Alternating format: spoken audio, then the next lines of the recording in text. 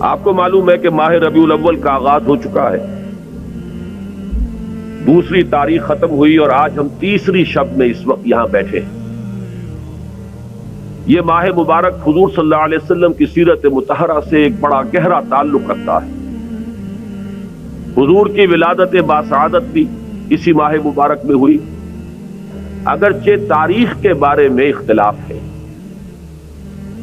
حضور کا انتقال بھی اس ماہ مبارک میں ہوا، اور وہ متفق علیہ تاریخ ہے 12 ربیع الاول اصل میں حضور کا یوم وفات ہے، اور اکثر محققین کی رائے یہ ہے کہ آپ کا یوم ولادت جو ہے وہ 9 ربیع الاول ہے۔ یہی وجہ ہے کہ مجھے یاد ہے کہ ہمارے بچپن میں اس دن کو جو لوگ کچھ تھوڑا بہت مناتے بھی تھے تو 12 وفات کے نام سے در حقیقت یہ نام یاد کیا جاتا تھا۔ حضور صلی اللہ علیہ وسلم کی وفات کا دن ہے، کچھ کھانا پکا کر کچھ غریبوں کو مساکین کو کھلانا، یہ در حقیقت چیز تھی کہ جو اب ہوتے ہوتے اس نے بہت ہی ایک دوسری صورت اختیار کر لی ہے۔ اب یہ ایک جشن بن گیا ہے اور ایک عید کا سا سما، بلکہ واقعہ یہ ہے کہ جو اصل 2 عیدیں ہیں وہ کہیں پیچھے چلی گئی ہیں، اور یہ جو 2 عیدیں ہم نے ایجاد کی ہیں، ایک عید میلاد النبی اور ایک عید استقلال، اگر ہم جائزہ لیں تو شاید یہ 2 جو ہے یہ زیادہ فور گراؤنڈ میں آ چکی ہیں۔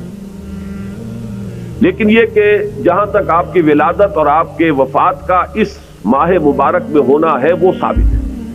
مزید برآں حضور کا ورود مدینہ منورہ میں بھی ماہ ربیع الاول میں ہوا ہے۔ اس پہلو سے اگر اس ماہ مبارک میں ہم سیرت النبی کے مطالعے کا ایک خاص موضوع رکھیں، کسی تاریخ کے تعین کے بغیر اس مہینے کی مناسبت سے سیرت مطہرہ پر گفتگویں ہوں، غور و فکر ہو، اور اس میں بھی عملی پہلو سامنے ہو، اتباع کا جذبہ ہو، سمجھنا سمجھانا اس لیے ہو کہ اس پر عمل کرنا ہے، تو یقیناً یہ چیز ہمارے لیے بہت مفید ہوگی اور ہمارے بہت سے امراض کا شاید اس سے مداوع ہو سکے۔ یاخذون بسنتہ ویقتدون بامرہ ثم انہا تخلف من بعدہم خلوف۔ پھر ہمیشہ یہ ہوتا، ہر نبی کا جاننے والوں میں، پہچاننے والوں میں، ماننے والوں میں ہوا ہے، امت محمد بھی مستثنیٰ نہیں ہے۔ یقولون ما لا یفعلون ویفعلون ما لا یؤمرون۔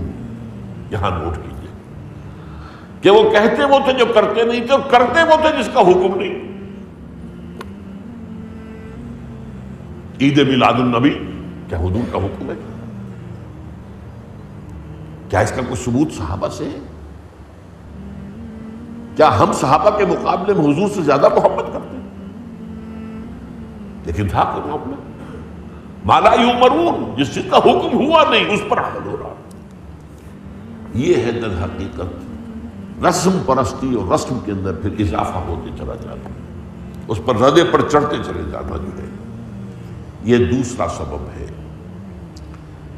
اور اس کا ایک نتیجہ جو نکلتا ہے وہ اسی پر بات ختم کروں گا، اگرچہ ایک اور حدیث جو ہے اس موضوع پر بہت اہم ہے۔ نتیجہ کیا نکلتا ہے؟ جہاں بدعت آئے گی سنت رخصت ہو جائے گی۔ اب نماز جنازہ کی وہ اہمیت نہیں ہوگی، نہ نماز جنازہ یاد کرنی ہے، نہ دعا یاد کرنی ہے، کچھ پتہ نہیں، جا کے کھڑے ہو گئے ہیں، وضو بھی ہے کہ نہیں ہے، لیکن قرآن خوانی میں تو جانا ہی جانا۔ یہ کیوں ہوتا ہے؟ ورنہ یہ کہ نماز کی اہمیت ہوتی، نماز جنازہ کی، آپ اگرچہ عربی نہیں آتی لیکن ترجمہ تو اس دعا کا یاد کر لینا کوئی مشکل کام نہیں ہے، تاکہ کھڑے ہوں دل سے دعا مانگے۔